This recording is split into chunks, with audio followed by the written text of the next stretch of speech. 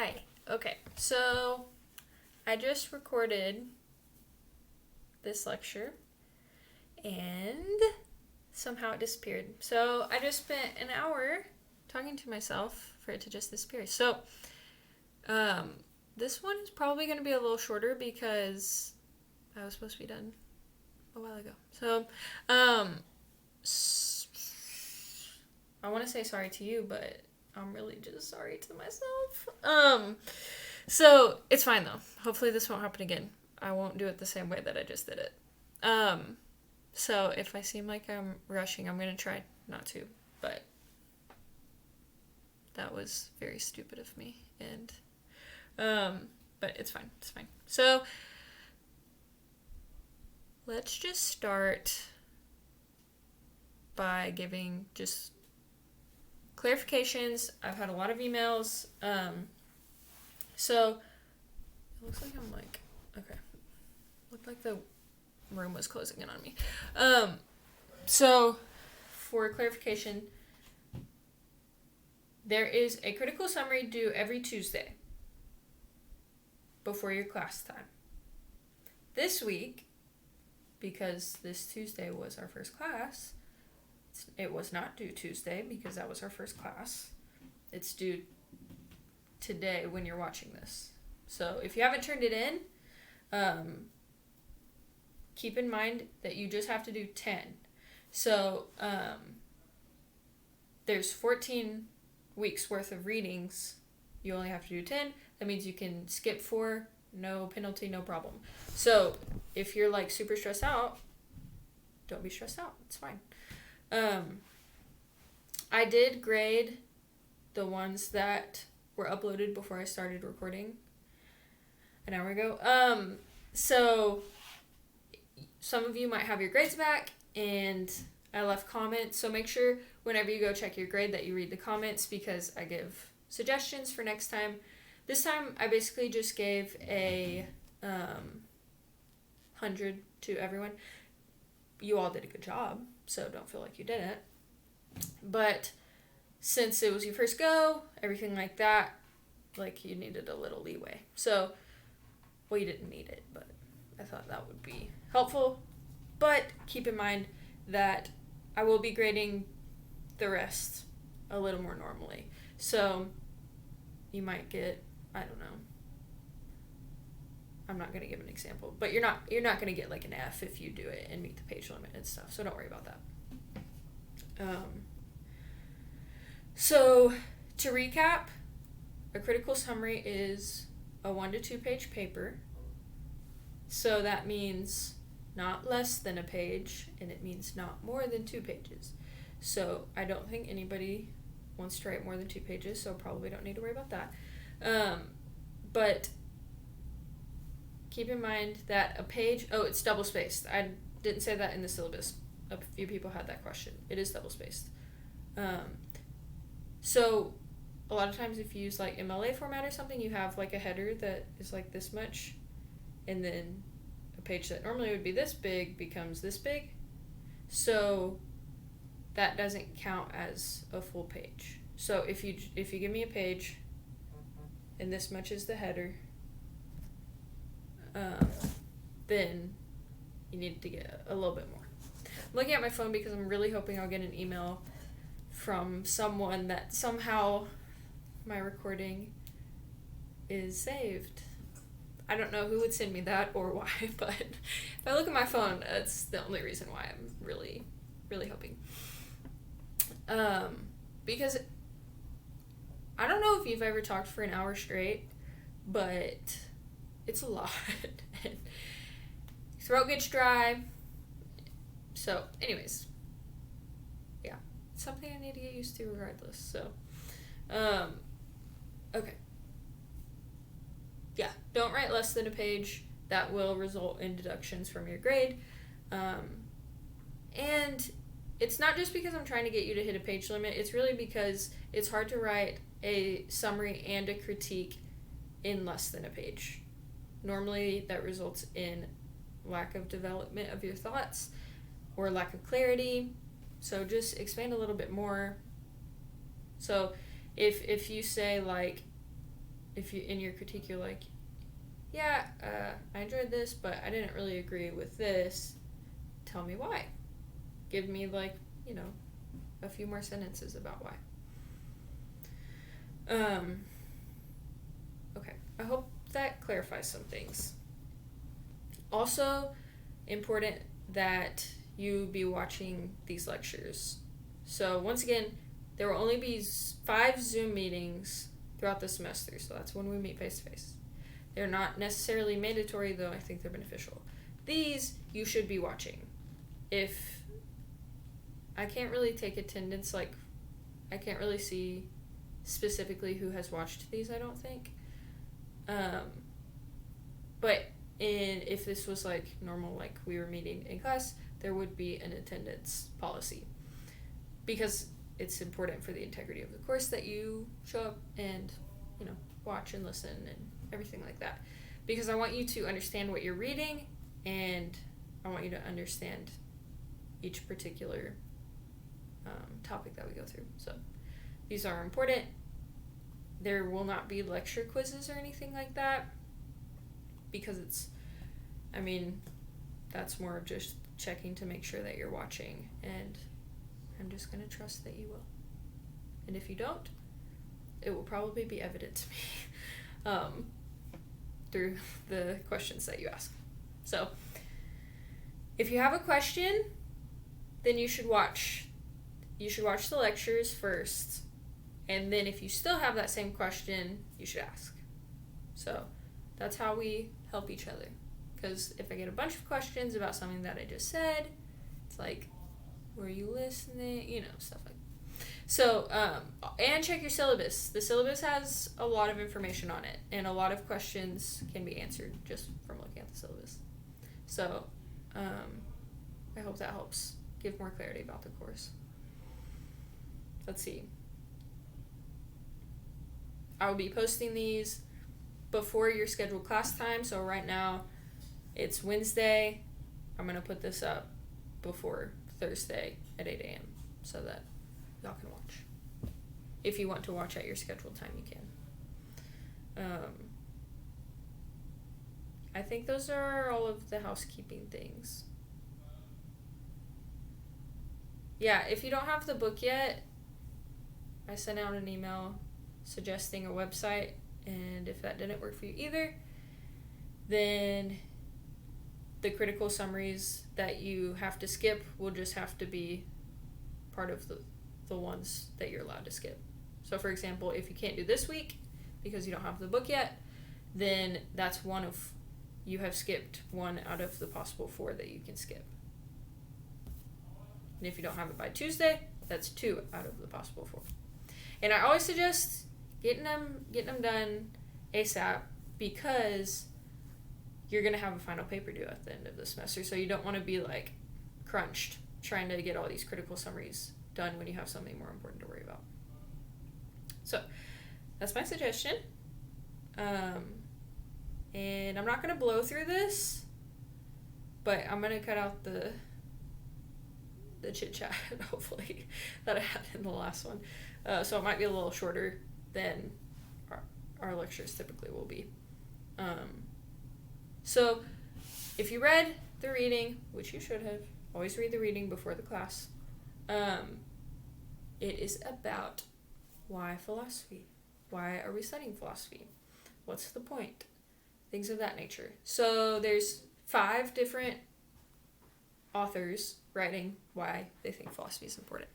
And all of them are editors for our textbook, so we'll be reading them through the commentary and stuff as well throughout the whole textbook. So first, we should define philosophy just in its simplest definition. The simplest definition of philosophy is the love of wisdom. Now, obviously, we're not just going to call this class Introduction to the Love of Wisdom, because it's a little weird. But that is what it means phonetically. So, Sophie, the end of philosophy, Sophie, means wisdom, and philo means love. So, philosophy means love of wisdom. And that's why the topic is so broad, because you can have wisdom in almost every, area you can think of. And that's why it also coincides with a lot of different disciplines. So there, science and philosophy have like overlap a lot, and philosophy and math, like with logic and stuff, overlaps a lot. There's just, it can be anything, almost. And like I said, I have read some of the critical summaries, and one of the things that I noticed was that you're reading these introductions and seeming like, okay, so there's no right answer to things. And in some sense, that's true. There's not an answer that everybody agrees on. So we're not gonna read arguments for the existence of God and all of a sudden, oh, yeah, this is the one everybody can see so clearly. This is what is true. But I don't want you to approach philosophy just thinking like there isn't a right answer. Nothing's like definitely true. I'm not going to come out of this with a changed view or anything like that. Like, philosophy can be objective in some sense. So you can read about truth and think, yes, there is a truth. Some of these philosophers are wrong and some of them are right. Some people might read philosophy and think everyone's right in their own way. Both, you can be on either side, is what I'm trying to say. Or somewhere in the middle. But I don't want you to just look at philosophy as there's never going to be a right answer, because there could be. I believe that some things are right, and you probably believe that some things are right. So there's a truth that you think is objective, and there's a truth that I think is objective, and they might not be the same thing, but at the end of the day, I mean, someone's right and someone's wrong, probably. You could argue against that, but anyways, I just noticed that in the critical summaries, so I wanted to mention it. So we'll just go through the different passages of the reading. So starting with Alex Byrne, one of his main points is that wonder is where philosophy begins. So what does that mean?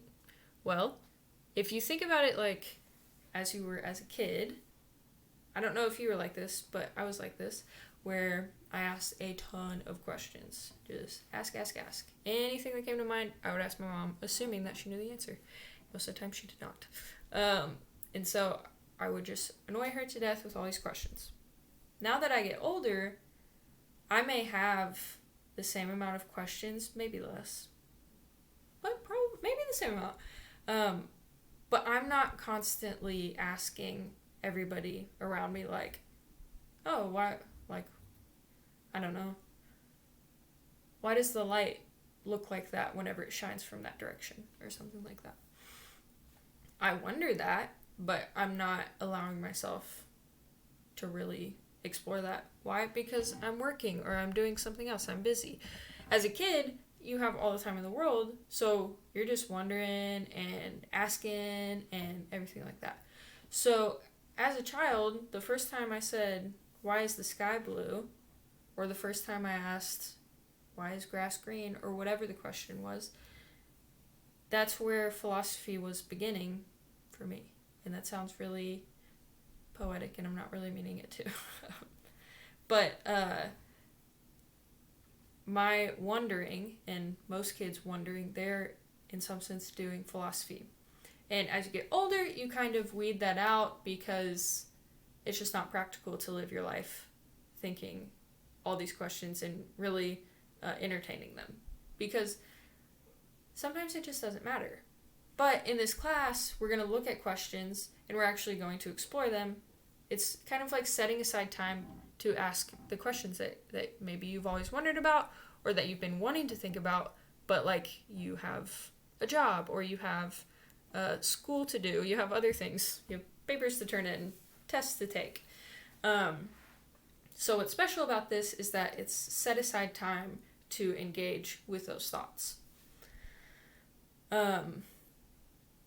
And the questions that I choose that I think are the most interesting for this course, you might not think that, and that's fine, but it will allow you to engage with yourself in some way, even if those aren't the questions you necessarily care about. It'll teach you how to handle them, hopefully. Another thing that Alex Byrne mentions is that philosophers are typically better at questioning than they are at giving answers, which is where like the whole like there isn't a right answer sort of comes from, because philosophers are mainly interested in asking questions, and then they kind of know that there isn't going to be one settled on answer. They can settle on an answer themselves, but there isn't going to be one universally accepted answer. So Socrates, who is an ancient philosopher that we'll talk about throughout the class, his big thing was bugging people in Athens, Greece, asking them a ton of questions. Why are they doing what they're doing? What they're doing? How they do things? Everything like that. Just pestering them with questions. And so his method of questioning is now called the Socratic method and is used in law school. So if you go to law school, you will probably talk about the Socratic method. It's just a way of asking questions so that the person you're talking to figures out the reason why they said something. So it's really not even for you to figure something out. The more you ask someone questions, the more they figure it out. So if we ask ourselves questions, then we'll hopefully, end up finding out what we think. Because there's a lot of things that's like, I don't really have an opinion on that. But if you ask me questions leading to that end, then I'll have answers and I'll be like, oh, I didn't realize that. I actually do have an opinion on that. So that's something that philosophy has historically and always will be very good at, asking questions. And so in some sense it's frustrating because having more questions than answers is hard, but that's kind of life. So life is hard, but it's still good. So Byrne also mentions doubt being liberating. So instead of clinging tight to answers, find freedom in doubting. Descartes is a famous philosopher that actually did this. He's known for his famous phrase, I think, therefore I am. And that came from him saying, let me doubt everything that I think I know to be true. And if I'm capable of doubting that, then it can't be a foundation for knowledge.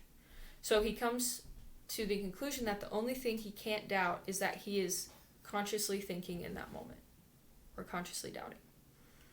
So coming to the conclusion that the only thing he could trust was doubting helped him build the foundation for knowledge, and then he built this whole theory of knowledge off of that. So that's a really specific example of doubt being liberating, because it gave Descartes the freedom to develop this whole theory of knowledge. In another way, in just like an everyday way, I think humans are inclined to want answers, and so being in a place of not having answers is hard. But once you acknowledge that it's okay to not have every answer, there's something liberating about that. Sometimes. It can also be frustrating. I like answers a lot, so it is hard for me to live in the I don't know type phase. But it's also good for you, because once you settle on something, it feels solid, hopefully. So then, that was the first little passage. Then we get Joshua Cohen, whose main point is that philosophy helps us think carefully, deeply, critically, and ambitiously. So those four things are central to what philosophy is. Thinking carefully is really important, obviously, because you don't want to just... I think carefully has a connotation of patience to it. So instead of hearing information and accepting it and acting on it immediately, I think philosophy teaches us to not do that, and I think that's a good thing to not do that, because you don't want to hear information for the first time and be like, oh, whoa, I haven't heard that. That sounds right to me. Let me go do what you just told me to do. That can lead to lots of issues that I think in the world we're experiencing right now. And then thinking deeply, you don't want to accept things as true just because somebody said so. Question it further. Use the Socratic method even. And then you want to think critically. I feel like I'm saying the same thing for each one, but if somebody says something, you don't want to end on, that sounds right. You want to examine it, examine your own thoughts, not just other people's, and make your own conclusions. Then ambitiously, if you look at our syllabus, it is very ambitious. We're dealing with questions of God, of knowledge, of what it is that exists, of politics, which is like huge right now, especially because there's an election coming up. That's crazy. And all these things fall within the umbrella of philosophy. So if we learn to think carefully, deeply, and critically, then when we think ambitiously, it'll actually mean something. So that's important as well. I think an example of this that could help, I don't know if most people use Instagram. People my age do. We're not that far from the same age, but I don't know, things change in a few years. But recently, with all the riots and protests and the Black Lives Matter movement, we saw, it was a few months ago, everybody was like, post a black square on your Instagram on this day to show solidarity with black people that are getting murdered. And so we see a bunch of black squares on our timeline, and then in less than 24 hours later, we see people saying, oh, you should not have done that. That was actually a movement by somebody trying to silence black voices, because you're just covering up black people's posts with these black squares that don't mean anything. So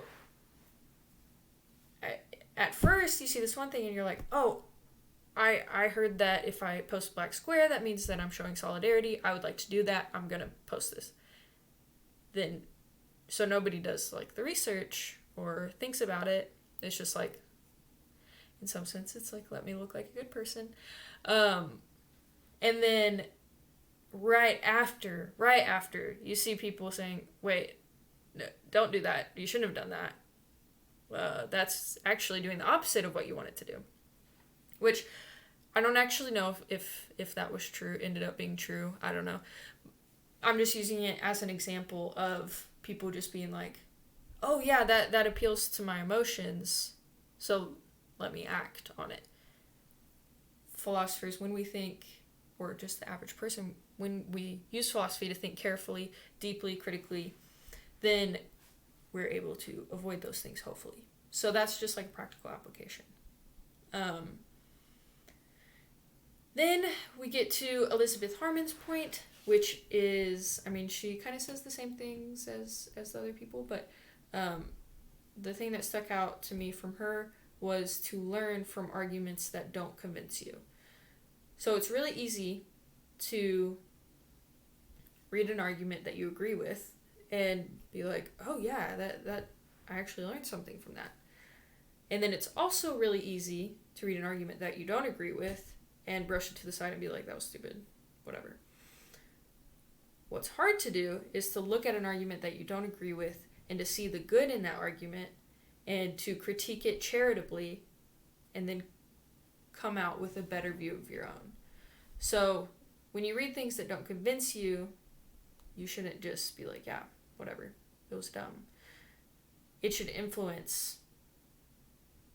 You should use that to make what you believe stronger.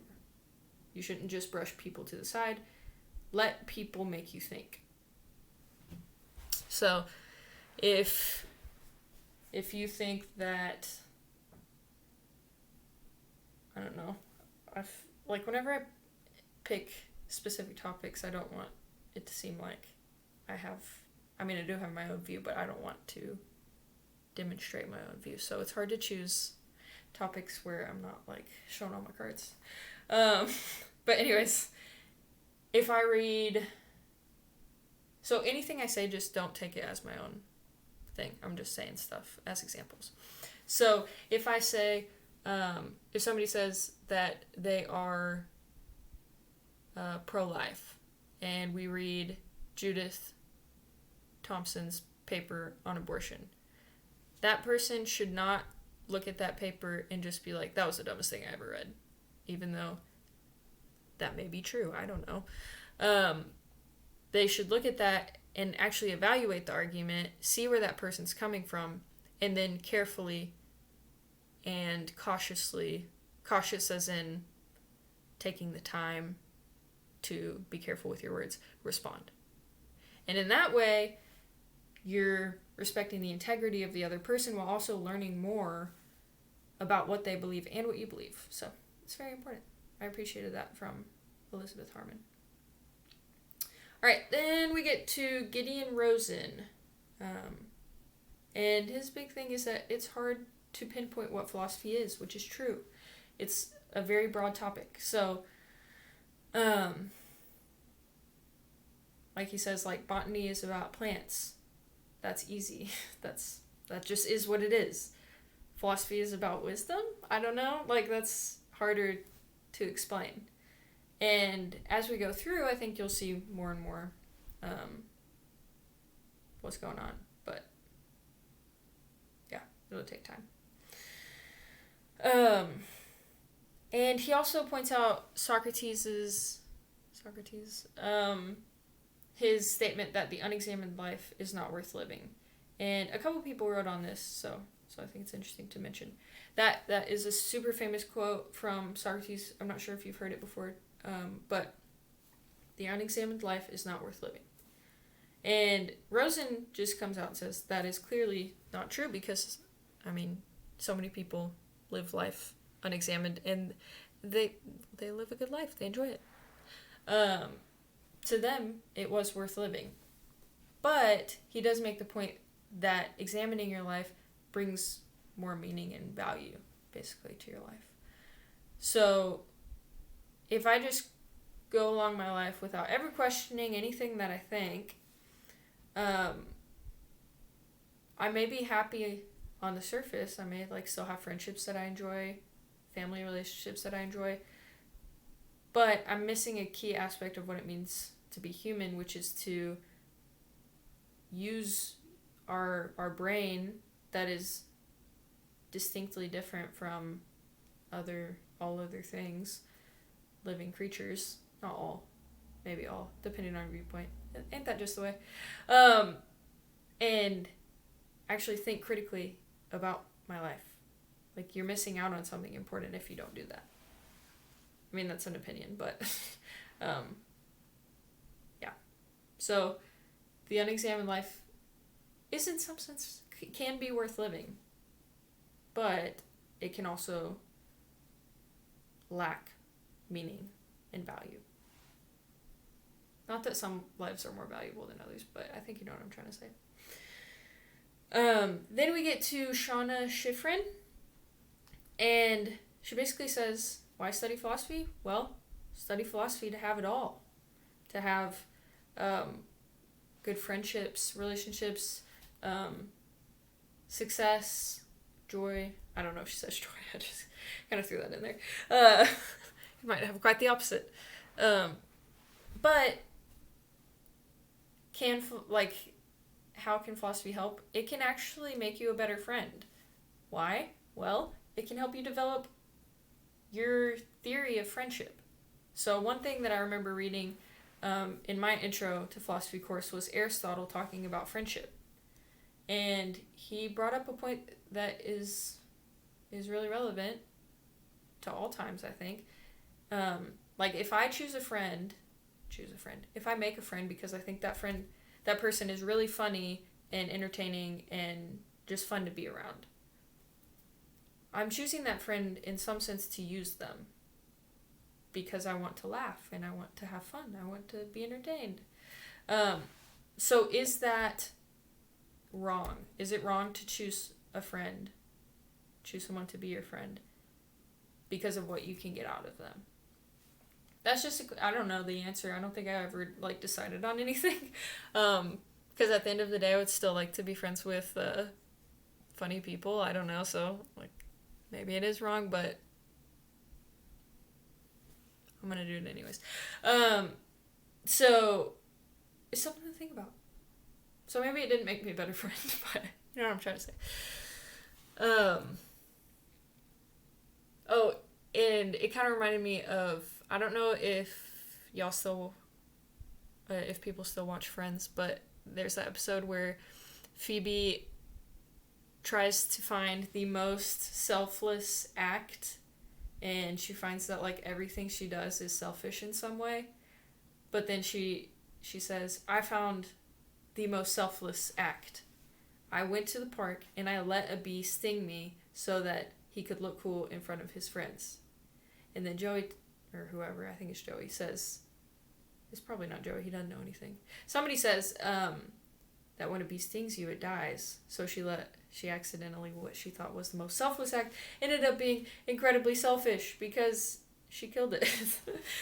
Anyways, that was just a friend story, sorry. But that's philosophical in nature. You can find philosophy in any show. Truly, that is true. In any movie, in anything, really. Fascinating stuff. Then, Shauna Schifrin also says that philosophy helps you identify what you value. So, there's a lot of things that maybe I feel like I don't have an opinion about, or I don't, like, feel a certain way. I'm just like, oh, that sounds good, I don't know. But then I keep getting asked questions, or I keep reading, and I'm like, oh, actually that doesn't sound right. So I guess I do have an opinion, and it's this. So it can awaken things that you value that you didn't know before. It's awesome. Okay. So I'm going to chill. That was the reading for the week. So if you read, this week was a little, I mean, was more self-explanatory than a lot of the other weeks. So this one might have been just like an easy getting into it type of thing, but still valuable. So that's why I chose it, because I thought it was valuable. So now we're going to shift gears and talk a little bit about the history of philosophy, because like I said, that is what I like, and I made this course, so, you know. So we're just going to do a brief history of philosophy. Obviously, it's not going to give you all the information that you ever wanted to know, but it'll give you some context for what we'll be learning. So I wrote it down. I wrote some stuff down, and I'll show you. I had something to say. So as I said previously, we won't be studying chronologically, so our book skips around through the time periods. It's more,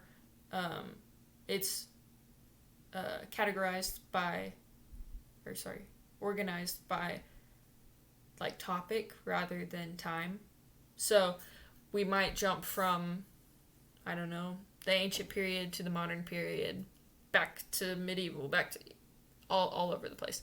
So I want to just give you context for what we're reading and stuff. So, and this is mostly just for Western philosophy. So we won't really be doing much Eastern philosophy just because this book doesn't really touch on Eastern philosophy, but it is fascinating, and I would recommend, if you ever want to take a class that deals with Eastern philosophy. I took an Asian philosophy and religion class, and it was one of my favorites I ever had. But we won't be doing that in this course, unfortunately. So, you can't do it all. Is this... I hope you can read this. It might be backwards. If it is, I apologize.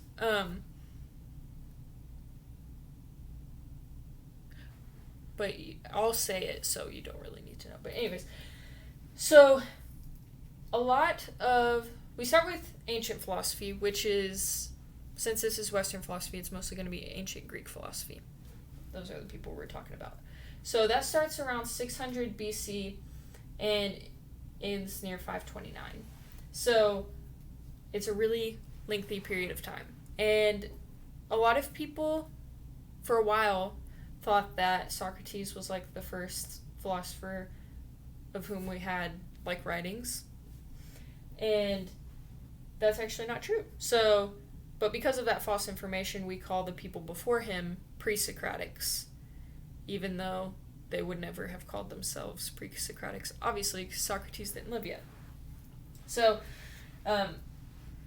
with the pre-Socratics are going to be closer to this time period, 600 BC, and they were primarily concerned with observing the things around them. So, philosophy and science were pretty much the same thing for ancient Greek philosophers, especially pre-Socratics. So, where we would look at the air and be like, oh, what kind of gases is it made of? Oh, it's made of oxygen and nitrogen and I don't know, I'm no scientist. The pre-Socratics would just look around and be like, oh, I see air. I wonder if everything is fundamentally made of air, because they didn't have the scientific tools to do the experiments to figure out that stuff. I don't know how they do it. But that's why philosophy and science were interchangeable. It was really speculative. So they were just looking out and just speculating the world around them. Really interesting, really cool stuff.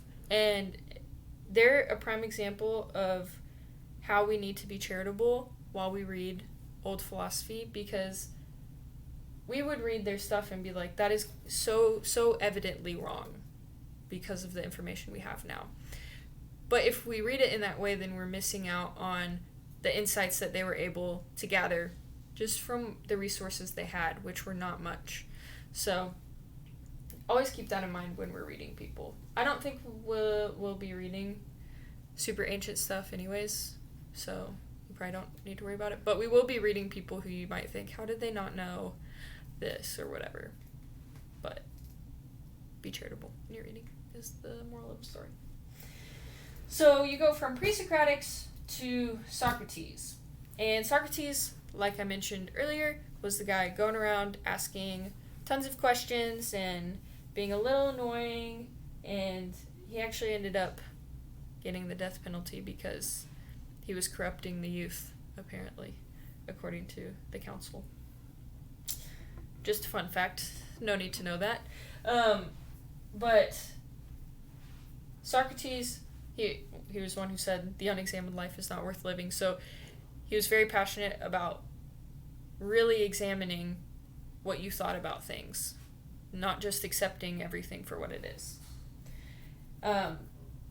So Socrates was the teacher of Plato.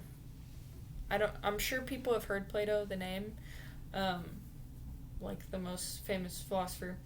Someone once said that everything in philosophy after Plato is just a footnote to Plato. Do I think it's an exaggeration? Yes, but the argument can be made.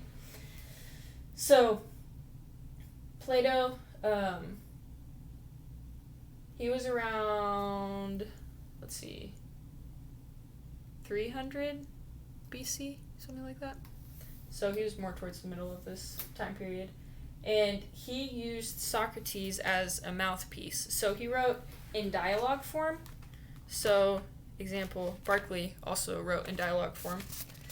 It looks like this, where you have like this person says this person says this. And through that dialogue, you are trying to prove something. So Plato used Socrates as a character almost. So a lot of times Socrates in Plato's writings is actually Plato.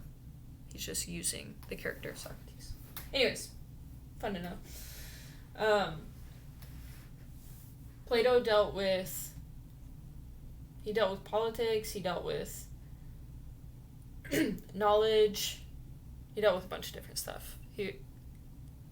The ancient Greek philosophers were very, like, well-rounded because philosophy wasn't so split up into sections yet. So now we have, like, philosophy of religion, philosophy of science, philosophy of mathematics, stuff like that. To them, everything was the same, so they were speculating about it all. So very, very broad. Aristotle was the student of Plato, and he wrote about a ton as well. He wrote about friendship, as I spoke earlier. And he wrote about metaphysics as well. The name metaphysics actually comes from Aristotle. But that's just a fun fact again. And then, so I'm not giving you a comprehensive list. I'm just giving you, like, these are some famous names you might know. They were in this time period. So after a while, then you get to medieval philosophy. And medieval philosophy was 400 CE to 1500 CE. So it's a big period of time. And it overlaps with ancient philosophy because, I mean, there's no, like, hard and fast separation between any of the time periods. So in medieval philosophy, we get Augustine, who is he's my favorite philosopher personally. So we'll be reading him. And he wrote about, he was a early church father as well as a philosopher, because in the medieval period, it was like theologians and philosophers were the same, pretty much. So in the medieval period, they were doing less of the observational science philosophy and more theological philosophy. So Augustine wrote about the sovereignty of God, free will, the Trinity. He wrote about a lot. But this time period heavily influenced by religion. Sorry, I have been talking for 2 hours straight, so my bad. Kind of drying up. Then you get Anselm. So Augustine's at the beginning of this time period. Anselm is a little bit after.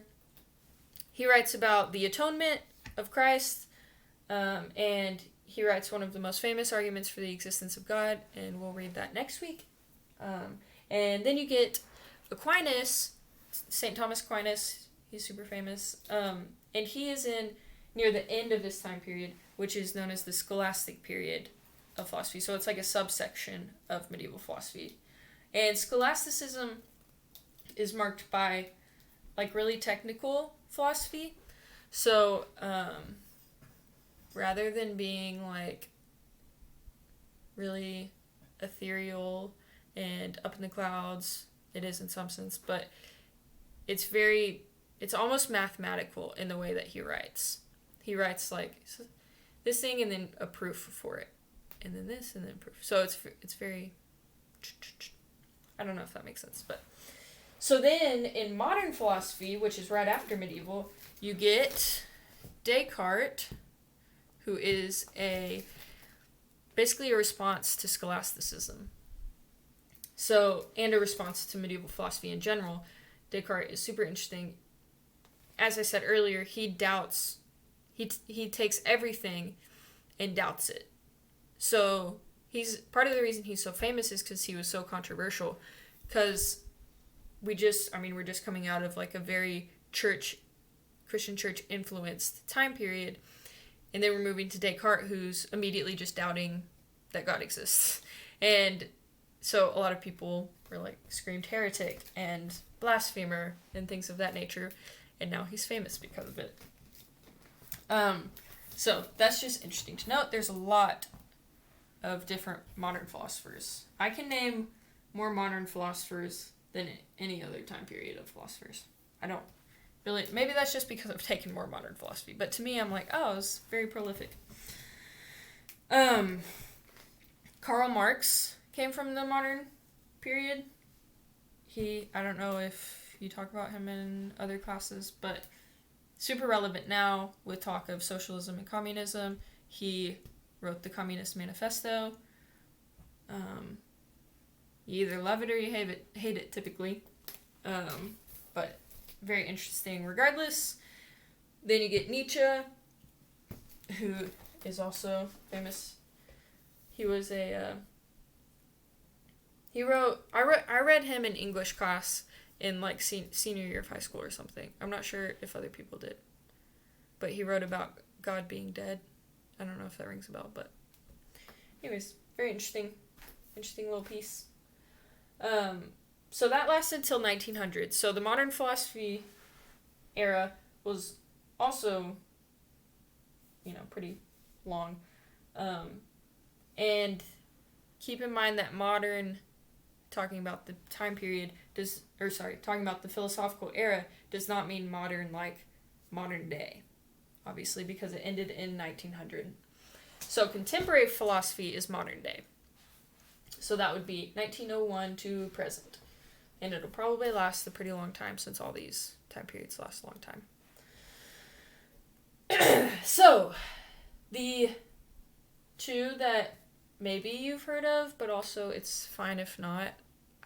The ones I can think of in contemporary philosophy are not like just names you've heard of probably a lot. But Foucault, you may have heard of him in English class, or Derrida. If you've ever heard of postmodernism, those are the guys. Postmodernism is like, so modern philosophy post that, so right after that, you get a lot of people denying the reality of objective truth. So, like we were talking about earlier, they would just say that things are relative rather than there being things that are actually true. Multiple things can be true, they would say. So, now, some people would say we're in like a postmodernism, but it's hard to pinpoint exactly like where we are in the history of philosophy because we're in the middle of it. So, you don't really know till you pass it, so they probably won't know for a long time where we are. So that's just a brief, those are like the major eras, and then there's obviously subsections in each of them, but you don't really need to know all of that. Yeah, I think that's all I have to say. So whenever we read someone new, I will mention, what time period they're from, so like, okay, this is kind of what was going on. Then it always makes the writing have more weight when you know what was going on in that time period. So, like, let's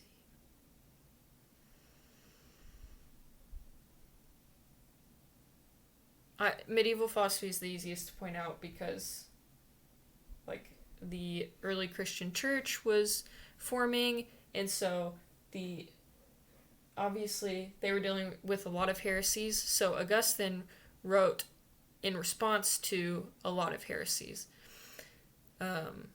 meaning like things contrary to Orthodox Christian doctrine. So his writing isn't just like asserting these things, it's actually in response to what people were saying, which is the same with like Descartes. He wasn't just writing in a void, he was writing in response to what people had been doing for 100 years before him. So nobody that we read is writing in a void or in a vacuum. They are writing within a context, and their writings are influenced by that context, and that is always important to keep in mind. Also important to keep in mind when you're thinking about your own views, you have a context. So how are you being influenced by that? How are you not being influenced? Things like that. All right.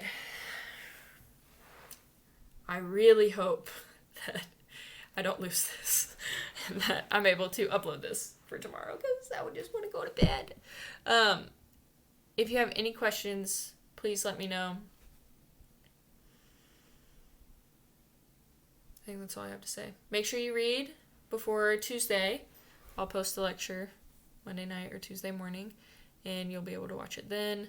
Turn in your critical summaries for that. It should be fun next week. And I think that's all I got. Okay. Thanks for bearing with me. It's probably not fun to watch someone talk to themselves for an hour, but this is the world we live in. So, all right. I will see you guys later.